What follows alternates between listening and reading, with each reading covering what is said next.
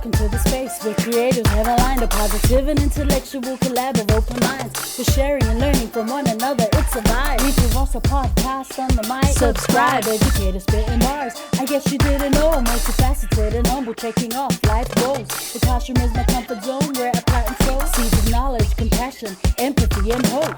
Reading is the key to unlocking your potential. Countless benefits, including cognitive and mental. Regardless of the genre, books are highly influential. Go get yours, I'll get mine. Making strides, monumental. Come rock with me and get down to this new jam. With my friends, I had a very simple plan. Educate the masses through books and life lessons. It's the grand slam. I'm out. Kia ora, talofa lava, and welcome to the Reads with Rosa podcast. I'm so excited to introduce today's guest. You have no idea. Straight out of West Auckland, New Zealand. He wears many hats, and here are some of them. A creative director, dancer, choreographer, teacher, community activist, and leader. A moana Pacifica artist, an amazing role model for our young people. Welcome to the show, Hadleigh Pouesi, aka Hadz. Hey, bro. Hey, what's up? Oh, man. What an intro. What an intro. I had to cut it down, man. I had to cut it down. I was like, don't be silly now, Rosa. And we had to give Hadz a chance to introduce himself. But, bro, it's such an honor to have you on this platform joining us today, man. I know you're super busy, so I appreciate this, bro. No, thank you for having me. And again, just sorry it's taken so long. Like, I guess the people watching and listening wouldn't understand how long it's taken to get here, but we're here now. We're here, bro. Bro, man, for real. We're here. That's all that matters. I guess before we go anywhere, Cool. There's a lot of stuff I didn't say. So, you know, who is Hadz? Who is Hadleigh Pouesi? Perhaps share, if you could just introduce a little bit of, I guess, cultural roots. Yeah. Go ahead. Awesome. Yeah, man. Hey, what's up? My name's Hadleigh Pouesi. Most people call me Hadz. I am Māori Samoan. My Samoan side is from Sapapali'i and Sava'i, and my Māori side is from Ngaruahine in Taranaki. I am a creative. I am a youth development worker. Those are the kind of two areas that fill my life. I am married to an amazing Cook Island princess, and so I found a home in Rarotonga and Mauke through that connection. And yeah, I love everything creative. I love everything to do with the hip hop culture, and I love West Auckland. I love West Auckland, like with everything in my being. West Auckland is home for me. And so, yeah, I do a lot of creating around what it means to grow up in West Auckland. I do a lot of creating around what it means to grow up in diaspora and being an urbanized Pacific and Māori young person. But yeah, I like you said, I wear a lot of hats. I juggle a lot of things. Also do a lot of stuff in the music industry, radio industry. Yeah, a whole lot of stuff. I love life and I love doing cool things. Man, I love it, bro. I love it. I can just hear your passion and the way that you're speaking, bro. That's inspirational. Let's talk about West Auckland. You know, people don't really give West Auckland their flowers.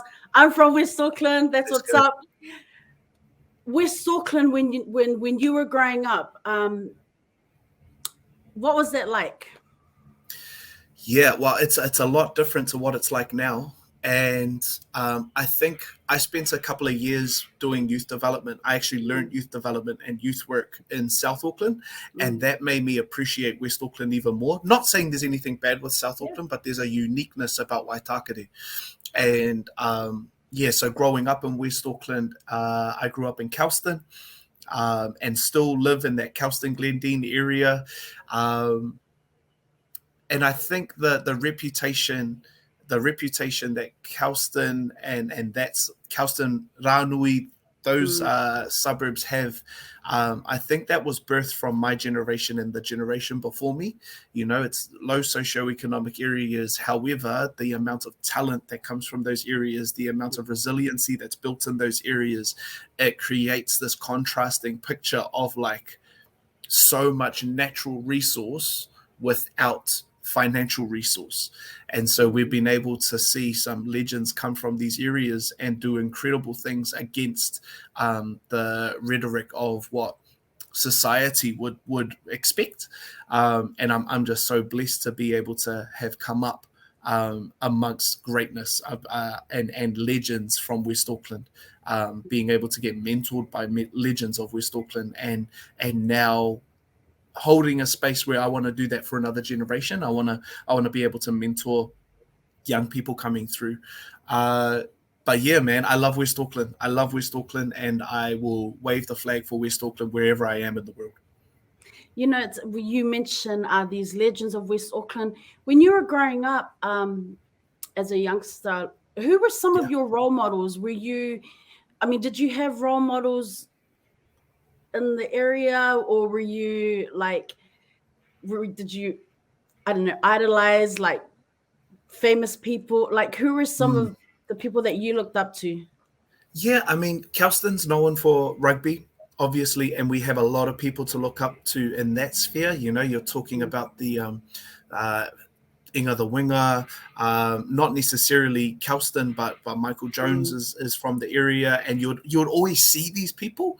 You'd see Mills Muliaina, you'd see all of these people who on the weekend they'll be wearing the black jersey, but from Monday to Friday they were at the bakery. And so it's like, oh, this is so cool because it's relatable. Like these people who hold these massive platforms, but they are just like you and me. They're ordering the steak and cheese just like you and me. And so it created this relatability. Someone that I really looked up to, who is a West Aucklander, doesn't really rep West Auckland that much, but Vince Harder. As a creative, Vince Harder for me was like, he was the one, man. Like he got that Simba contract to go and be Simba on in the Lion King show, and you know he's one of New Zealand's greatest creatives. So me as a creative, I always looked up to Vince Harder. I had the honor of going to school with the boys from Specifics, and so their grind about getting to Hollywood, like that was really relatable because they were in my year. They were the guys that would have lunch with, and so it just made going for your dreams the norm. It wasn't like, man, this guy's going hard out. Oh, like there was no tall poppy syndrome because everybody was just going for the top tier of life. So yeah, I don't know if that answers your questions. There's definitely people that we look up to, but what was beautiful was that the people that we also were growing up with were doing great stuff. So iron sharpens iron, gold attracts gold, and it was just a really good environment to grow up in.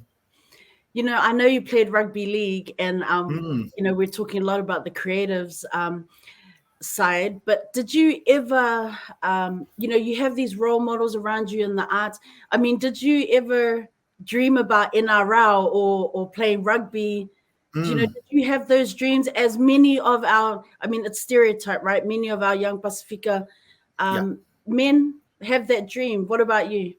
Yeah, 100%. You know, I came into creativity really, really late. I didn't find creativity until the league dream passed me by. But yeah, man, I played first 13 in school, and from there, and played for Glenora as well, best club in the world. Glenora Bears, Glenora Bears, man. But from there, I was afforded a couple of opportunities to explore semi-professional league, and I got into the environment, and I really didn't like it. I didn't really like the culture. I didn't really like the. I know this sounds weird, but I didn't like the grind. I didn't like the kind of grind that was needed. Yeah, so it's and anybody who's looked into rugby league or rugby, you would appreciate that there is a certain kind of grind that you have to outwork. And I think once I was in it, and I wasn't in it for long, once I was in it, I knew this isn't for me. This isn't a mana enhancing experience for me. I love rugby league and I love my teammates. And so from there, it was just like, cool, I've experienced this. I know that's not where I want to go. And so from there, creativity, a door opened in creativity, and I explored that. But I give it up to anybody who is fighting to explore rugby and rugby league or any kind of sports, because it's intense, man. There's no days off. There is the competitive aspect. There's always somebody after your spot, and so you can't relax, and it's really tough. So I give it up to anybody who is on that journey. Let's talk about the elements of hip hop culture. Let's What is go. your first memory of being introduced to hip hop culture and the elements of hip hop culture? Yeah. So my mum was a youth worker growing up, and so she, we would go along on camps, and she would be working with vulnerable communities, at-risk young people, and I think through them I got introduced to Bone Thugs and Harmony. Oh, Uh, and I okay. was like, oh man, this sound resonates to me.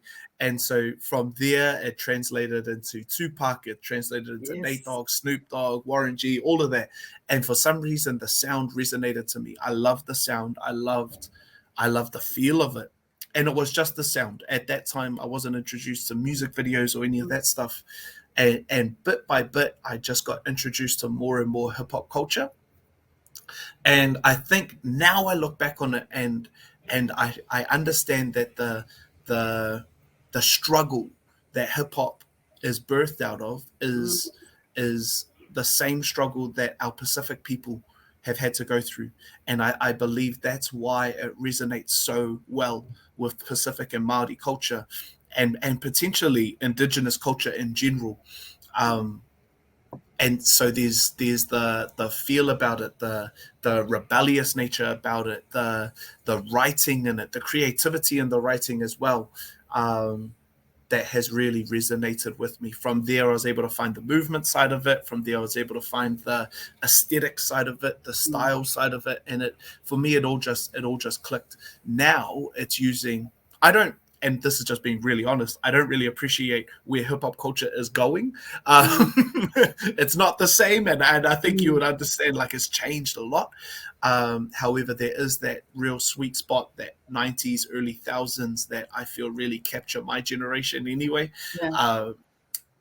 But what I do know is that it's a great tool to engage with young people, and it's a great way to put the mirror up to young people and go, you're just like these people. You're going through the same struggles as them, the struggles that they're facing with systemic racism, even though it's not as in your face in New Zealand, it still Right. exists. And so I find it as a really good communication tool. I know you eventually got into the movement side, into the dancing, but were you dabbling in other parts? Like, were you writing rhymes? Were you a graph artist? Were you trying to DJ? Like, did you ever explore any of those parts of hip hop culture? 100%, 100%. I am a trash songwriter, and I'm trash at writing. I'm good at creativity, but there's some things that I'm just terrible at, and those are them. However, my journey in creativity started in music, and it started, like, I kind of by mistake fell into dance. But yeah, I wanted to do the music thing. I still DJ to this day. I love DJing. I actually got into dance by DJing, by making mixes. That kind of opened up the pathway to dance for me. So yeah, the whole aspect of hip hop culture, I love it. Man, that's cool, because I think we don't really hear about the music side. What you bring in terms of music, because it's always the dance. You're a singer, then you like to sing, and you got a good Yeah. voice. Yeah. Yeah, well, apparently, I've got a certificate in performing arts majoring in vocals from Excel. Hey. So I love singing. Yeah. My grandfather was a reverend, and he was a musician, and the Pouesi name actually carries a bit of weight Yes, in music. absolutely. And so I feel not obliged, no, it's an honor to be able to carry that gene. I don't think many of the rest of my family have carried a creative gene. So for me, I see it as that I need the music side and the dance side, but I need the music side to be able to carry the legacy that my grandfather brought over from Samoa. Love it, bro. Your journey, man. Your journey as a dancer and choreographer. I mean, Yo, bro, 16-year career, 16, 16 yeah, years. I think Yeah, 2007-ish. man, Yeah. in the industry. I mean, bro, I guess first of all, sweet and sour. Falling into dancing by accident. Like, Yeah. I mean, you guys, tell us a little bit about how you guys came together. Because next minute you guys were at Worlds. Like, Yeah, how man. did Yeah, that? yeah. Was that a quick escalation, or was it something that you guys were kind of like, you come together, let's work at it, let's get on the grind? It was so quick. It was so quick. It was a blink and you miss it kind of thing. So how it started, when I was in high school, I got dared to audition for the dance team, and you have to understand, Kelston Boys High School is Yes. known for one thing and one thing only, and it's rugby. It is not known for dance, and so this was like this isn't cool. This isn't what you do. And so I got dared to join the Bring It On team, the dance team, and made it in. And I found that it was actually a really cool way to combine athleticism and creativity. However, that's all it was. It was a really cool stint. It was a one-off thing. And then I went off back to rugby league.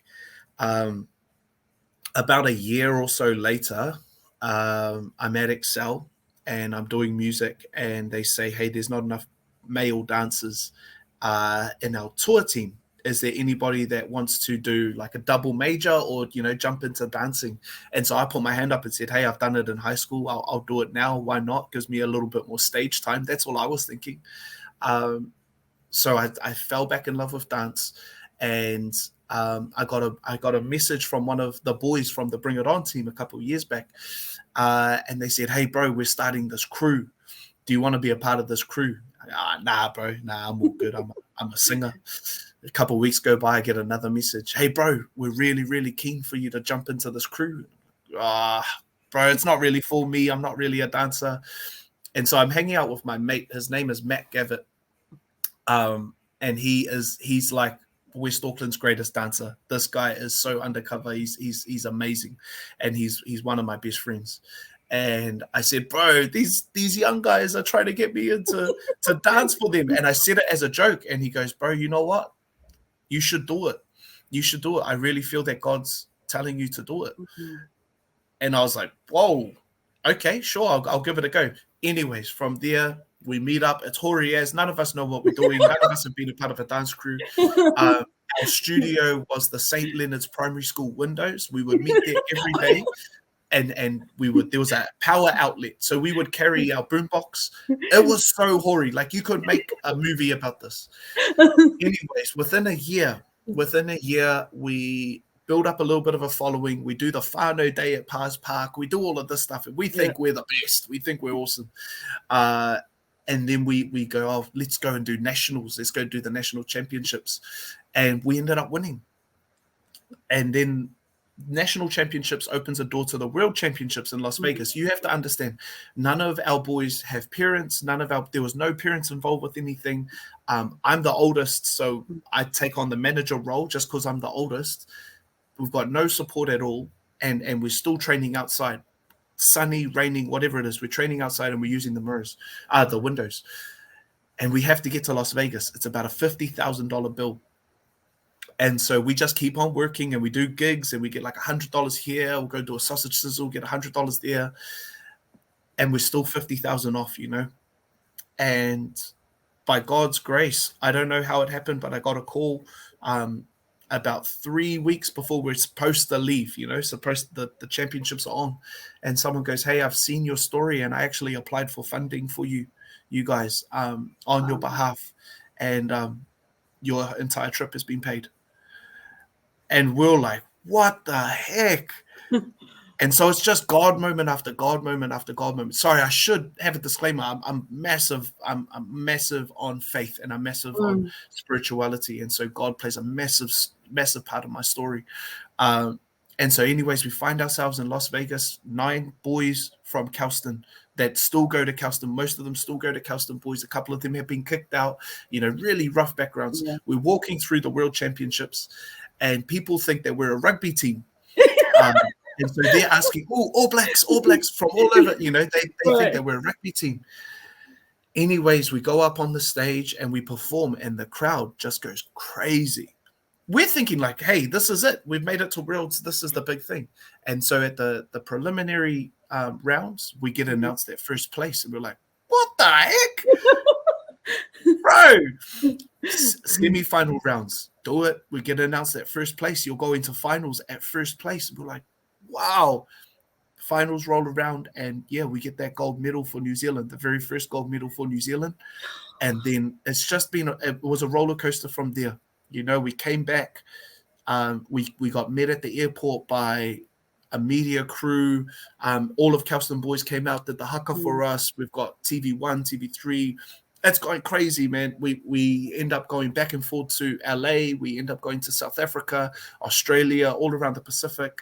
And there was about this 3-year roller coaster of just craziness. However, we're all also learning how to grow up in that space as well. So there's this massive journey of self-discovery whilst being in the spotlight. There's a massive journey of, how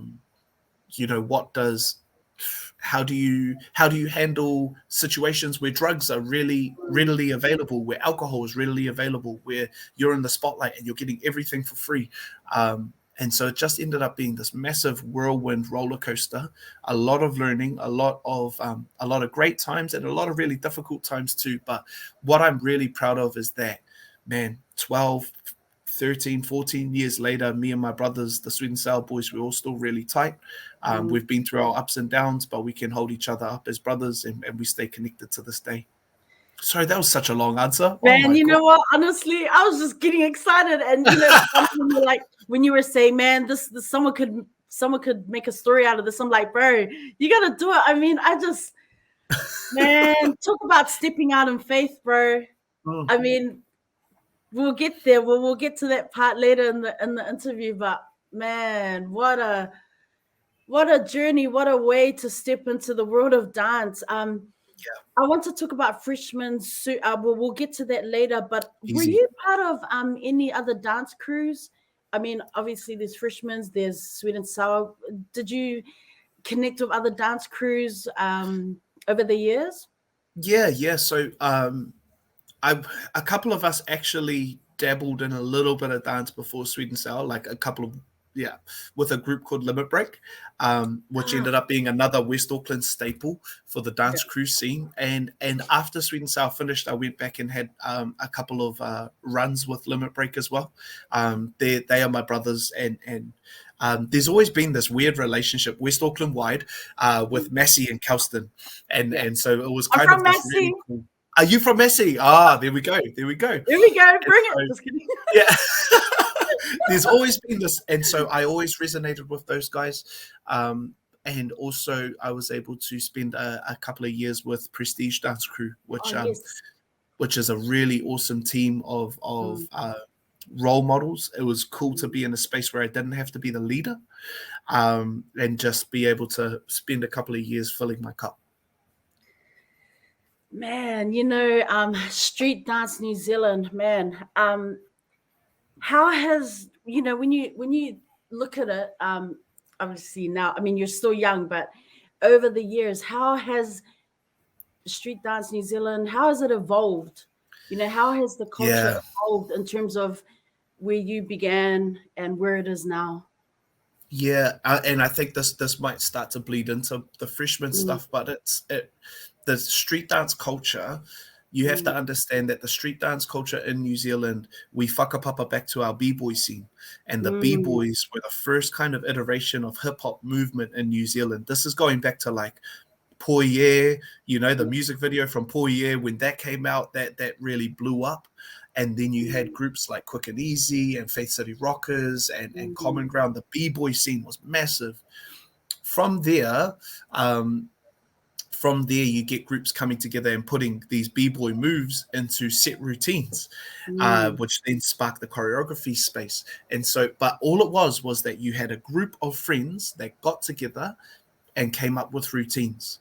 And so you look at Sweet and Sour, you look at Request, you look at Desire, and all of these massive pillars that we've built our industry on. It was all based off relationship and chemistry. It wasn't skill. Skill can be learned. Chemistry, that's not so much of a given.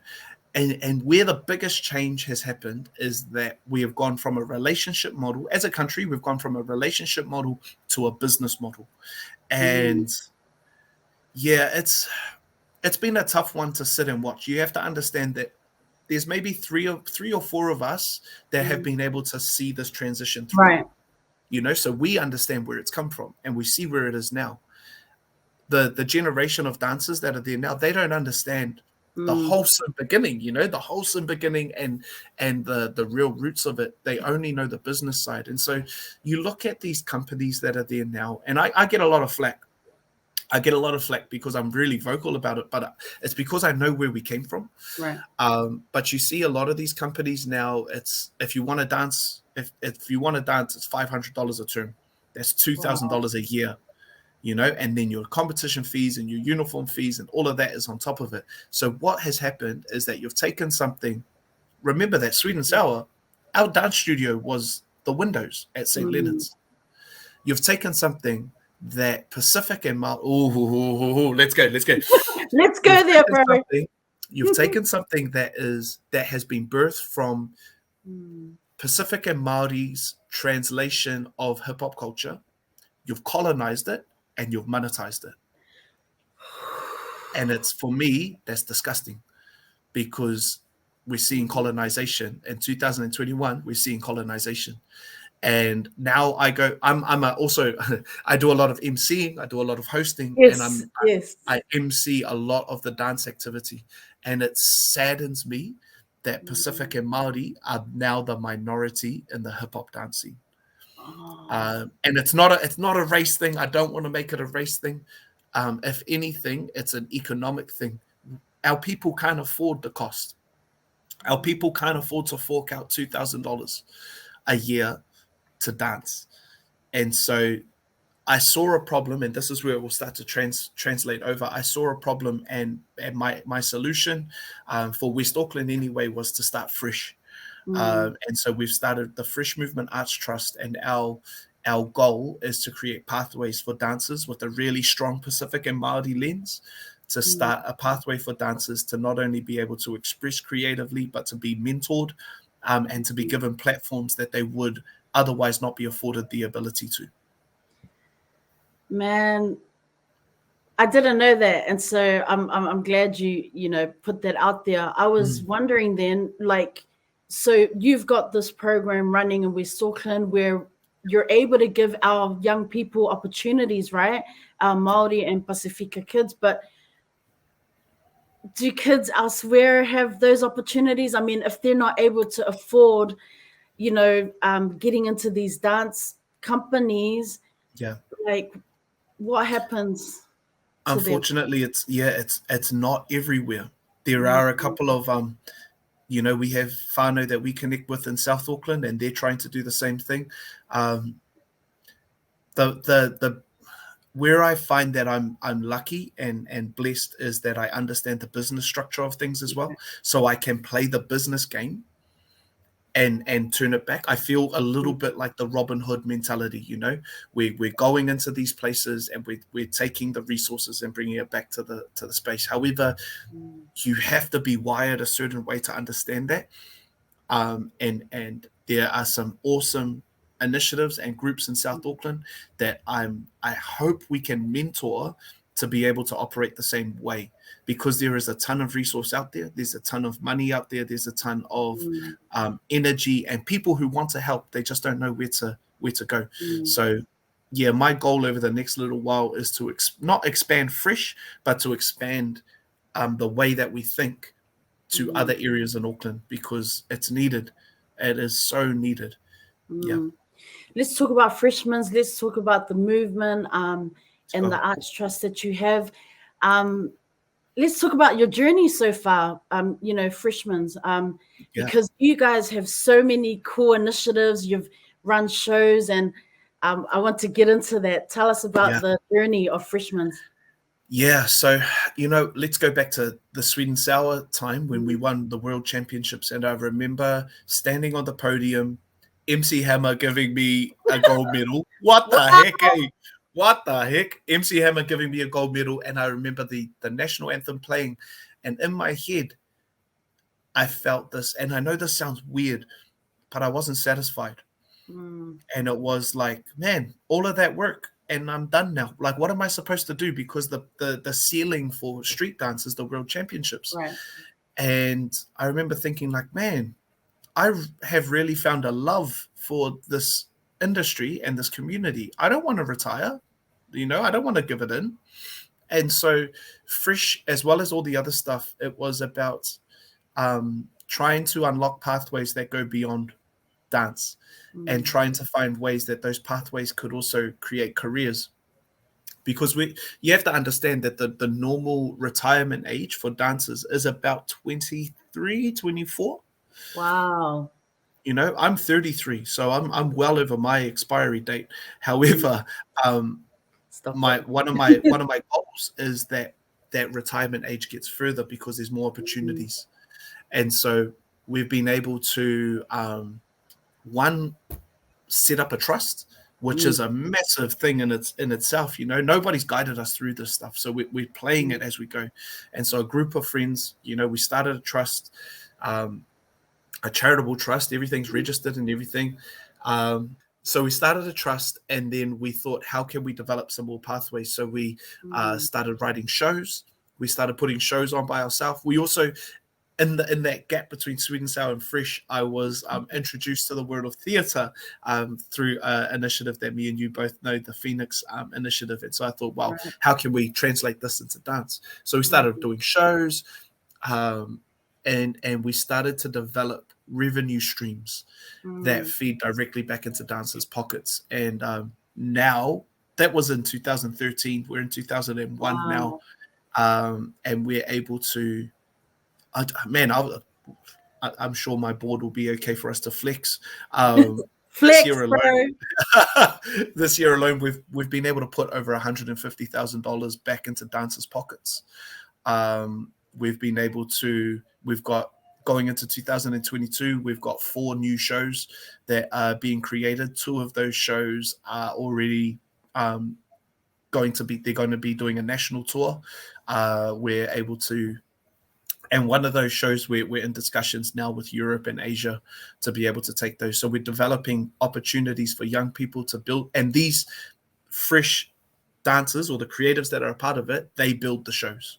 We basically set an outline and then they build it. So you've got young Pacific and Māori creativity generating income and going out to the world. Our vision statement is that we want to be a home for artists and a waka for stories. And those words are really, finely picked words. We want to be a waka for stories. We don't want to go and tell stories. We want to be the waka, and we want to make sure that everything that we do has a Pacific and Māori lens to it.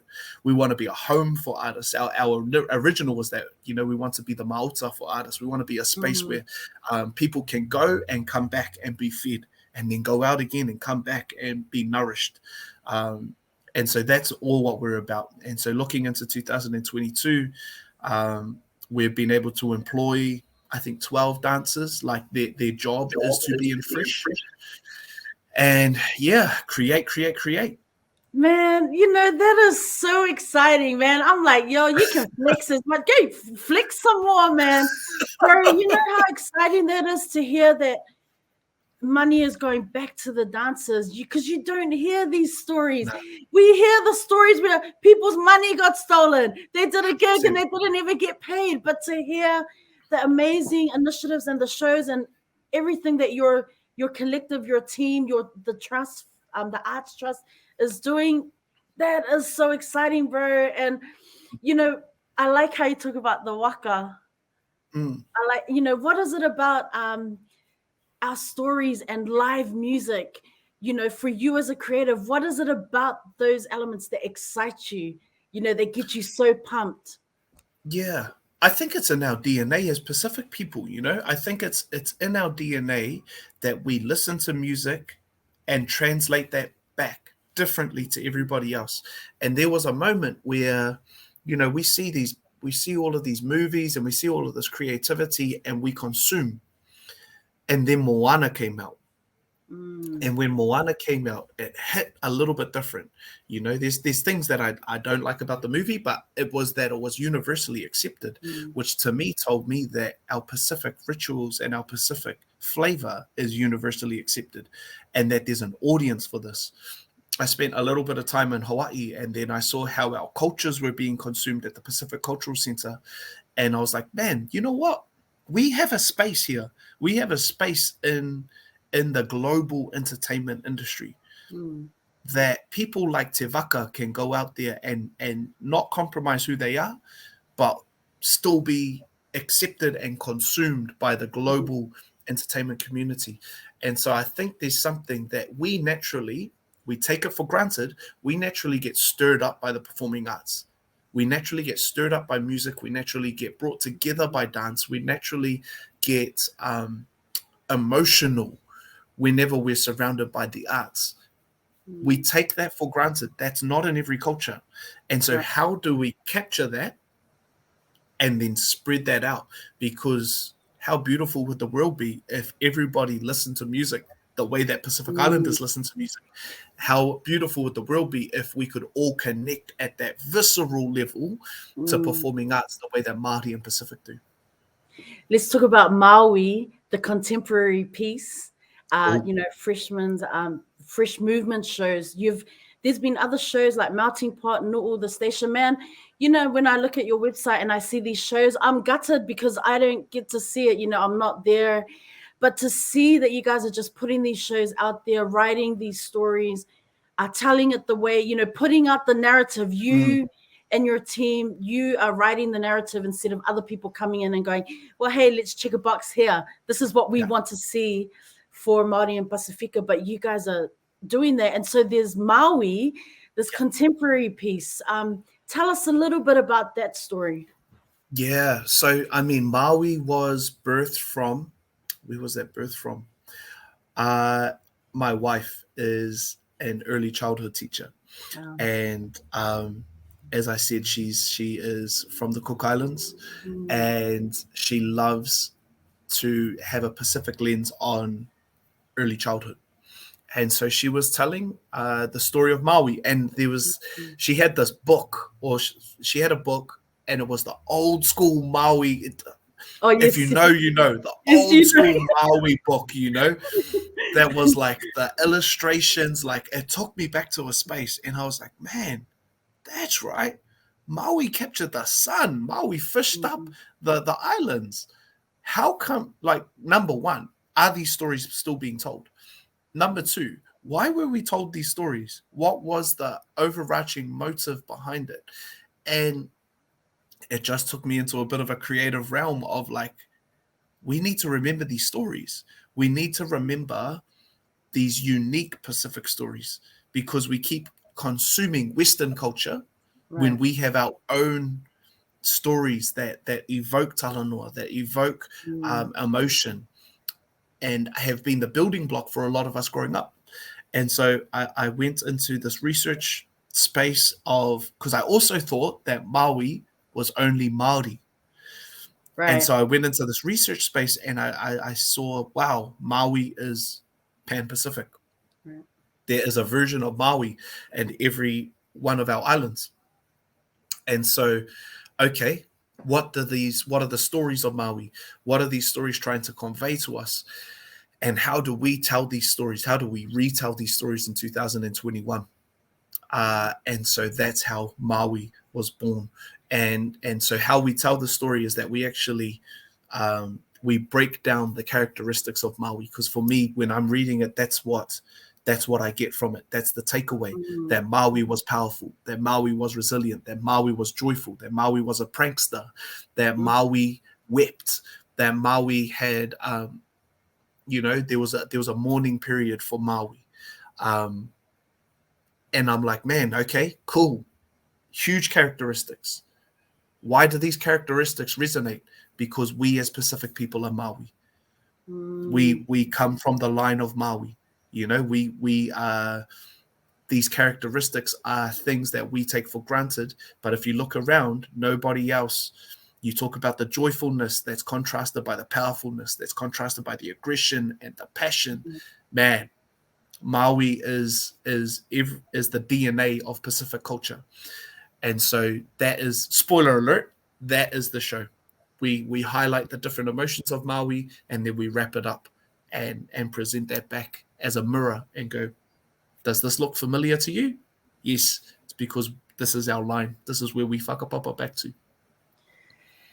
When you think about the shows, the Fresh Movement shows, have you had, I mean, maybe this is a difficult question. Do you have a favorite? You guys have put out a couple of shows. What's your favorite one so far?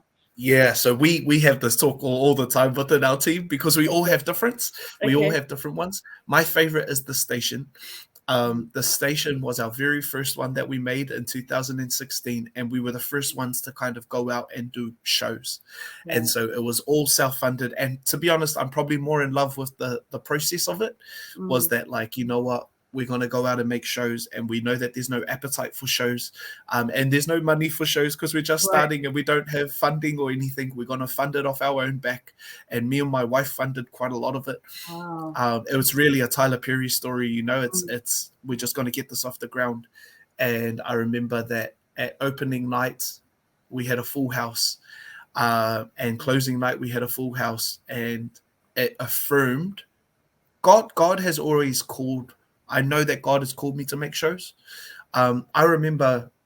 Oh man, we're going on a tangent, but I remember when I was like 4 or 5 years old, and I would be drawing at my dinner table, but I would be drawing plans to do a show for our street, you know, and it was like, and I look back at that and I'm like, man, I've had this in me since I was 4.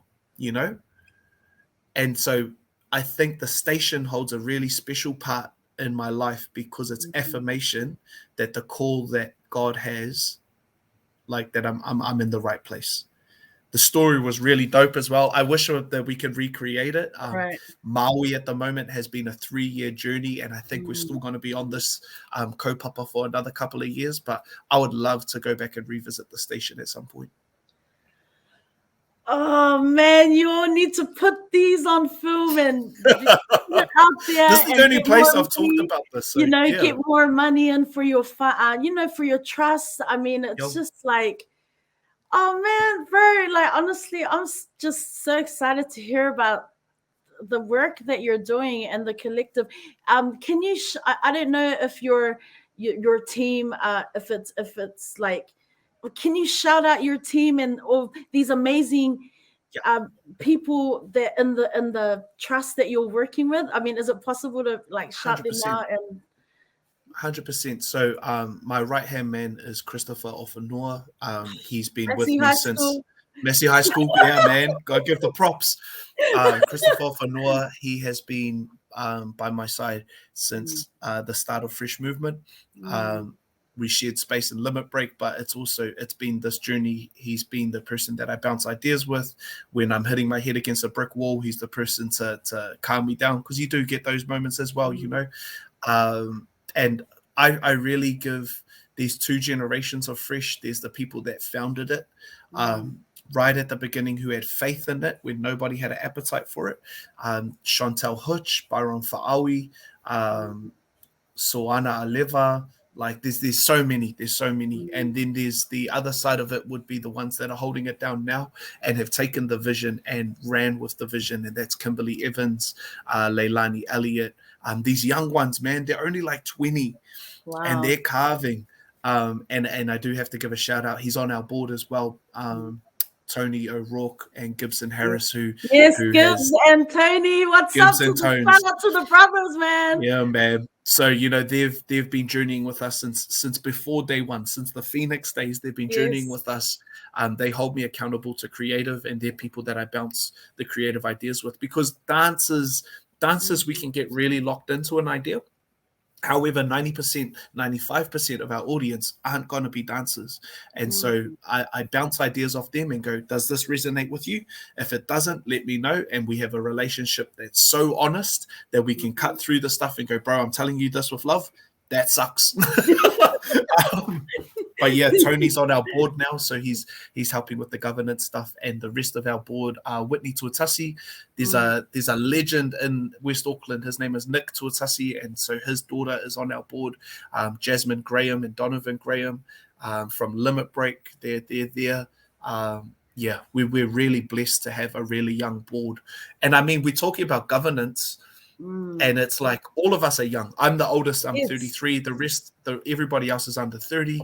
And so when we're trying to start a charitable trust, like this is just for anybody out there who's going through the same thing. It's tough because people don't believe that young Pacific and Māori would set up their own trust and go and seek out lawyers and seek out accountants and seek out all of these things. So we had red tape after red tape, closed door after closed door, just to set up a trust.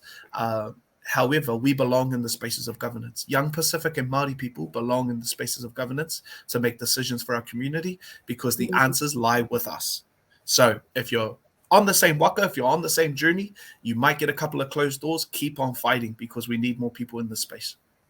Nice. You know, in terms of Freshman's dance crew, how, you know, these days do you take on, because you still dance? I mean, you know, you're like, I'm 33. I'm like, bro, stop it. You're still young. I mean, you're still in there dancing. I mean, when I was watching you guys at Blockhouse Bay when I was home in June, I was like, oh, this guy. I mean, he's still killing it, bro. So, you know, are you taking on more of a mentoring role in the dance crew, or are you still, you know, teaching some kari? Like, are you, where are you at? So my role in the day-to-day stuff, I'm the director of the crew. There's 5 choreographers, main choreographers that headline our stuff, and I sit in that space. My time on the floor is a little bit it's limited. If we were to put it into a rugby league context, I'm on the bench, and I'm the impact interchange player. Okay. You know, I'll run it straight. I'll take 5 hit-ups, and then I'll go back to the bench. Why I keep going, because I get this question a lot, like, bro, why do you keep dancing? You don't need to dance anymore. Because I love it. It's fun. And at what point there's always this point that you feel the need to grow up, but you don't. Like, that's such a social construct. You don't need to grow up. Like, if you love something, you can do that to the day you die. Like, don't let other people's insecurities like limit you from a good experience. So yeah, I still hold it down with the team. I do what I can wisely because my body feels it a lot more these days. So I limit my time on the stage, but I enjoy every moment of it. And you do look like, I mean, oh my gosh, you guys are amazing. I mean, you know what was cool is I watched what is it? I've got on my notes. You know, the dance at the town hall. Fringe Town dance battle. I like the whole I was like, yo, this is taking me right back. And you were like on the mic, you know, obviously, as you mentioned, you MC a lot of these events, but can you tell us about that, man? Because it looks so fire. The energy of the electric, bro. Tell us. Yeah. So we run an initiative called Battle Zone, and actually how it started, man, you're getting the insights into everything.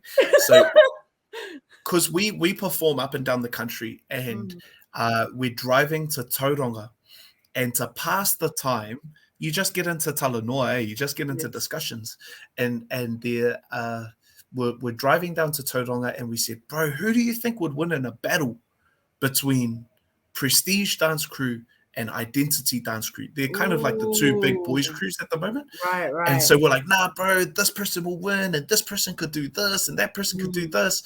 And then I'm like, bro, what if we just made that happen? Like, give me 5 minutes. And so I call the guys from Prestige. I'm like, hey, boys, you guys keen to battle?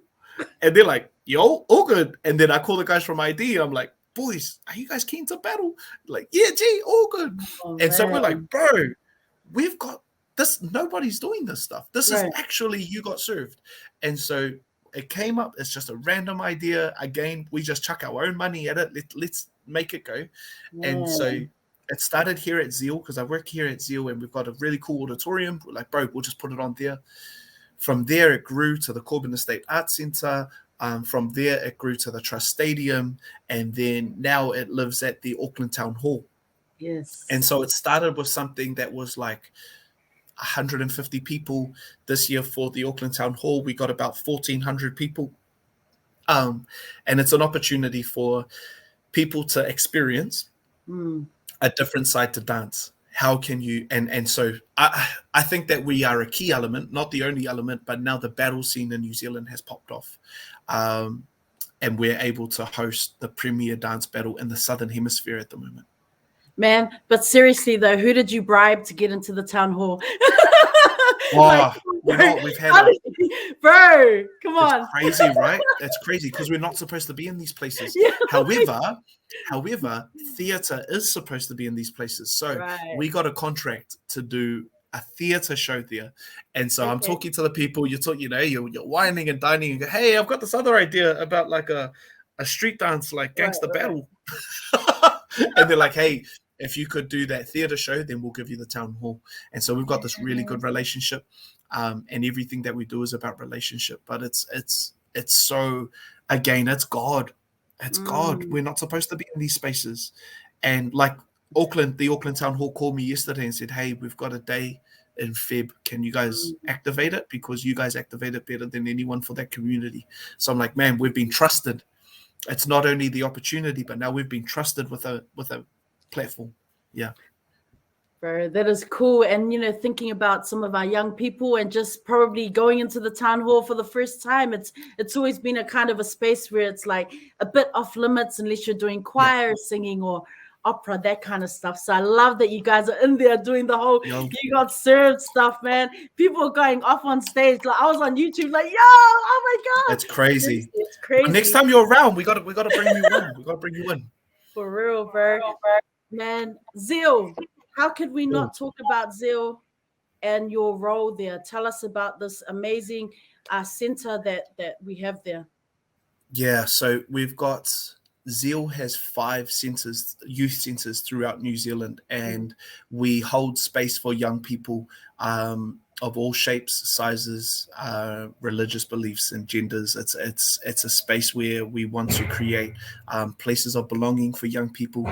We want to create places that uplift young people, and I'm really, really honored to hold the role of manager for the West Auckland site. So the West Auckland site is the biggest Zeal in New Zealand. But what really kind of grounds me is that there's a every morning I walk past a plaque that's on the wall that's given this space. It's been mandated as the West Auckland Youth Centre. And if we go back to the beginning of the podcast, my heart for West Auckland and my heart for youth development is wrapped up in being able to hold space for our community at the West Auckland Youth Centre.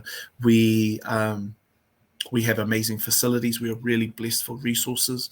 We've got a dance studio, we've got recording studios, we've got a barber shop, we've got a cafe, we've got auditorium space for concerts, we've got study spaces, we've got computer labs, it's ridiculous the amount of resource that God has poured into this place. And what I feel my role is to be able to outwork those resources into our community, that West Auckland is allowed nice things, that West Auckland is allowed to have these things and are using these things.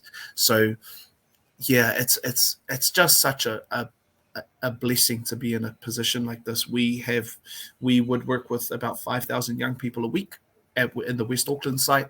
And given that we're in the middle of a COVID lockdown at the moment, we've been able to provide support in the forms of food parcels, and we've paid for people's rent, we've paid for people's groceries, we've given study packs, 1,000 study packs over the last week. It is ridiculous to be able to hold this space, but it's also heartbreaking to see the need of our community as well, and how much our West Auckland community gets overlooked, and how much gets swept under the rug. So yeah, that's Zeal. Leadership New Zealand, the Mana Moana Experience Class of 2021. I Googled your name. I mean, had to do research, bro. Couldn't just be going off the top of what I knew, but your name comes up on this list of amazing people. Can you speak to that a little bit?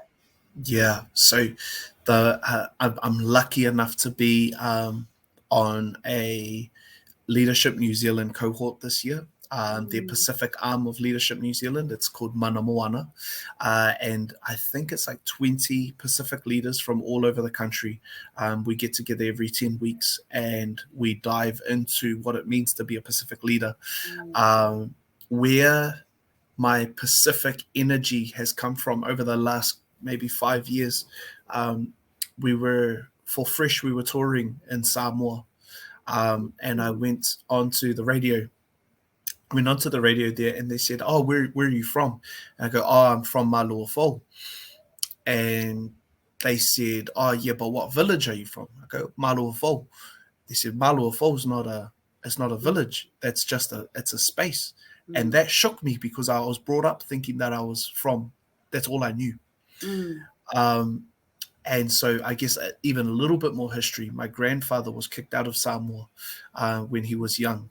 And so he was sent on a banana boat over to here in New Zealand. And he decided that when he landed here, he would not be Samoan anymore, that he would be Māori. And this is a similar story, this is a similar story for a lot of our grandparents and older generations. And so him and my grandmother, they had 12 kids, raised them to think they were Māori, did not speak Samoan. There was a full disconnect from the culture, which meant that a couple of generations later, when I'm growing up, I'm consuming information that's not correct. And so from that radio interview, it really shook me to be like, man, I need to dive into my Samoan culture. I need to dive into who I am, because I am only the sum of the people that have come before me. And so it's sent me on this journey for the last couple of years of really hella humbling, like, man, go back to the beginners class, go to PEC beginners classes for Samoan, go and sit with the elders of our family and just listen, go and do research, call Samoa, pay Samoa information. The whole thing. And so it has rumbled a bit of a love for my culture. It has sparked a curiosity, and it's also put in a bit of pressure that nobody else in my family, nobody else in my family is doing this work. And so if nobody from my generation does it, our lineage gets lost. And so when I got offered Mana Moana, a spot on Mana Moana, it was the ability to expand that growth more. I've had the ability to rub shoulders with CEOs and people in really high positions of power and learn from them. I've been able to create networks that I otherwise wouldn't be able to get. But also what has really opened up is understanding the effect of colonization. Understanding the effect that colonization has had and continues to have on our communities. I watched this YouTube video, Community Action on Youth and Drugs, the Buzzed series, right? And you know what it was? Like, honestly, man, it's interesting what you find there, because I was like, hey, what's this? But it was raw, man. It was just so, to hear you speaking in that way, it was raw and real honest. And I think as a fan of your work, and just to kind of know the spaces that you're in, I thought, man, this is cool, because I feel like sometimes people don't see the human side. If you see someone from afar and that constant grind. Can you just speak a little bit on how you're sharing for that Buzzed series? Yeah, so I mean, the kaupapa around Buzzed is trying to promote lifestyles that don't hinge on alcohol and drugs. And I kind of briefed over it with our sweet and sour stuff, but we started a journey that made drugs and alcohol really, really accessible. And we're growing up, we don't have parents, we don't have anybody guiding us, we don't have any mentors in that space. And so my journey in that space was trial by error, and I'm blessed to be still standing here today. The Buzz one, like you said, it's raw, and I'll be really honest with you, I haven't watched it back. I know that it's a kaupapa that needs to be heard. And my thinking on it was, I'm going to speak from the heart. I'm going to speak my truth. I'm going to speak my story. And if whoever needs to hear it, they can hear it. For me, it's still probably something that I'm journeying through, to be honest with you. And so I actually haven't watched it. And me and my wife were gonna watch it over the weekend, and I just stopped. Okay, you know what? I don't need to, because I don't need to revisit that person anymore. The person that I was 10 years ago is not the person that I am today, and I'm not really keen on re-triggering the past. However, I know that story will help people. And we've gotten feedback around it helping people, around it helping creatives, and around it helping young people navigate from youth to adulthood, and the pressures that surround that space. So I'm glad that it's been an assist for people. I'm glad that it's been a guide for people. But yeah, man, it's tough stuff, man. It's raw stuff. Feel free to go and watch it. It's still up online. Yeah, I mean, it is. It's raw. It's honest. And I was just like, when I watched it, I thought, man, it's it's necessary. I think people need to see that everyone had, people go through experiences, and there are ups and downs, but you live and learn. It's this constant process of evolving and development, as a young person into a young man, so it's cool, bro. Like, really is that it's out there. It's a part of your story. You've mentioned faith so many times through this interview, and just the part that it plays in your life. Like, growing up, did you, where did your, when we think about faith, what was there something that started in church and you kind of attended church regularly, or did you how did you find God and no, it's good. My family grew up heavily associated with the Black Power, and so a lot of my earlier years was spent dealing with the residue of that. And so one way, and we see this a lot now with Destiny Church and the radical side, you've gone from one extreme and you go to the other. And so we were very much amongst that kind of radical Christianity. And so there was a lot of things that I saw and a lot of things that I was exposed to at a young age that, to be honest, it kind of pushed me away from faith. And but you'd do the thing. You'd go to the services, you'd do all of this stuff, and you were just there. And so did that growing up. And it wasn't really until my senior years of high school that I had my first kind of experience with what I would consider the Holy Spirit. And it wasn't until I broke away from my family church and made the decision to go on a spiritual journey on my own that I was able to discover the role that spirituality plays in growth. And it's not I have been up and down and up and down and up and down. Like, even when we're talking about the drugs and the alcohol, that was all amongst it as well. Like, that this hasn't been a come to Jesus moment. This has really been an up and down journey. And so what I do know, and I have always known, is that God is real, and God he has a plan for our lives, and that he is or other forces have their eye out for you, so I'm always trying to stay in tune with God's call. I'm always trying to stay in tune with direction. I find a spiritual home now at Equippers Church in Auckland City.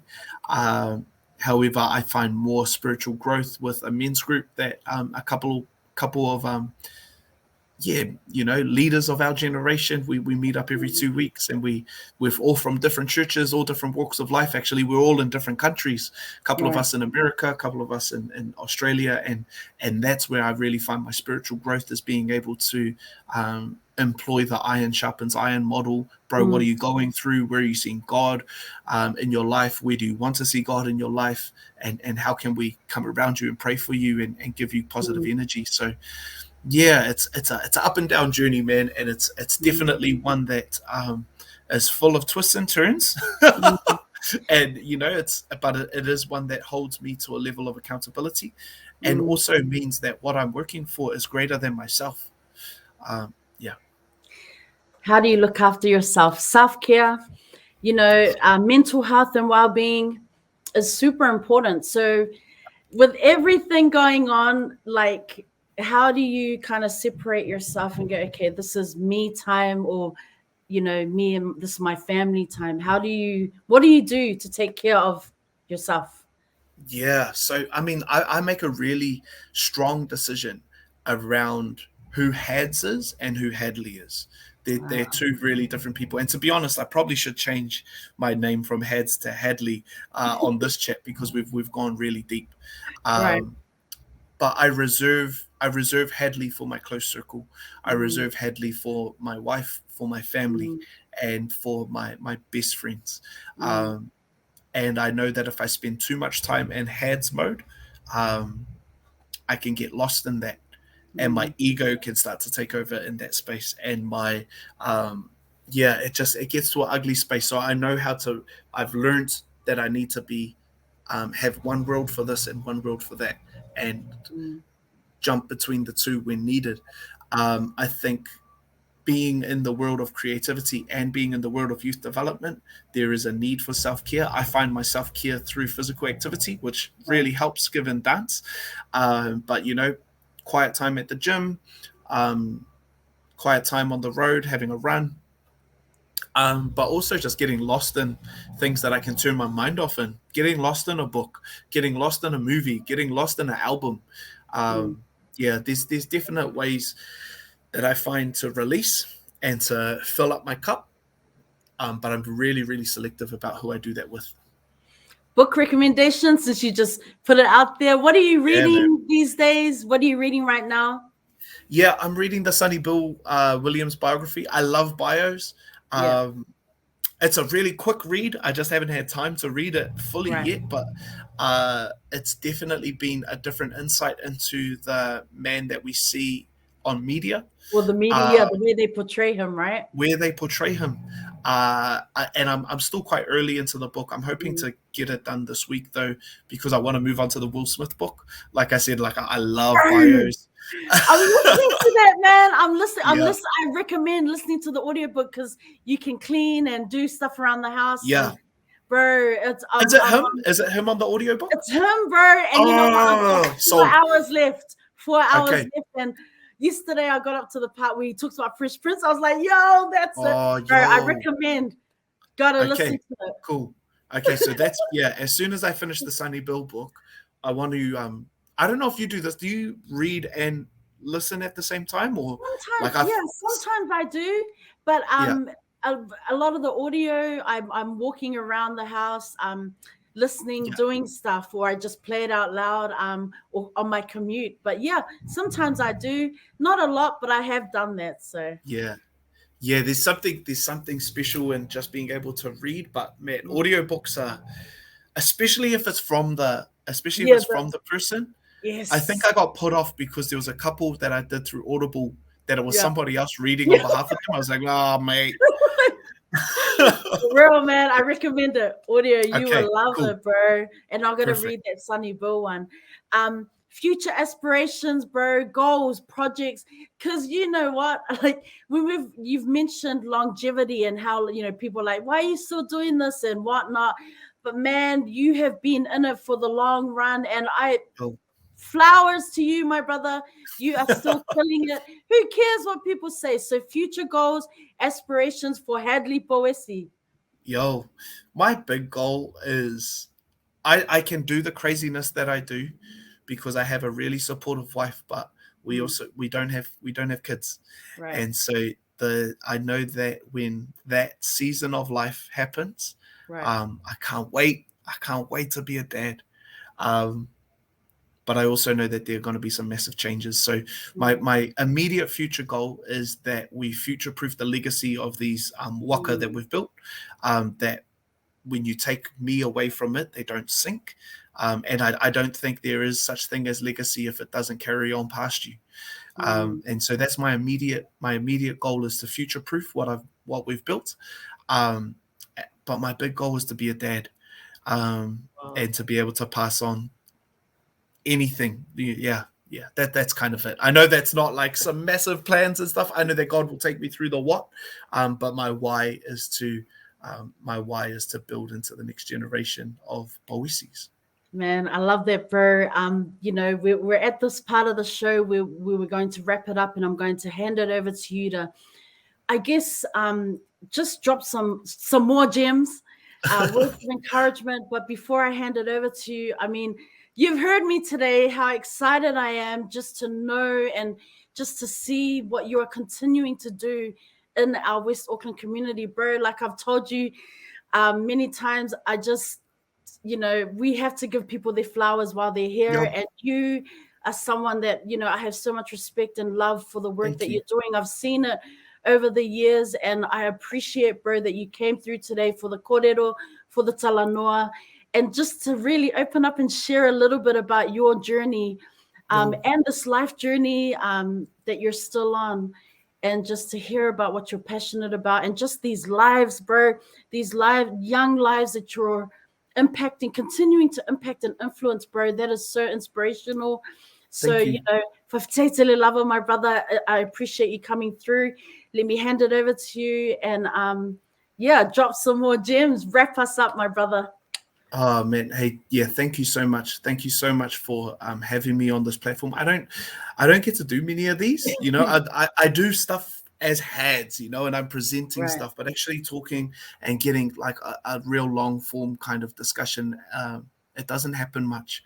And so thank you for giving this platform. Massive shout out to you and your family. Like your family have been a really kind of pillar in my creative pathway. And I don't, when we're talking about giving flowers, you and your family are staples to West Auckland, are staples to the Pacific community, and really are people that I look at as po of what has built up so many great initiatives around the Pacific. So want to give you your flowers too. For anybody else that's listening or watching, thank you so much. Hopefully you guys have taken something from this. You can find me at Zeal. I am at Zeal basically 24 hours a day, 7 days a week. If you are wanting a coffee, wanting a chat, wanting some cover, feel free to come by. I'm always keen to have good chats with good company. And if you're from West Auckland, keep on ripping, keep on pushing, keep on grinding. And if you need any help, you know where I am.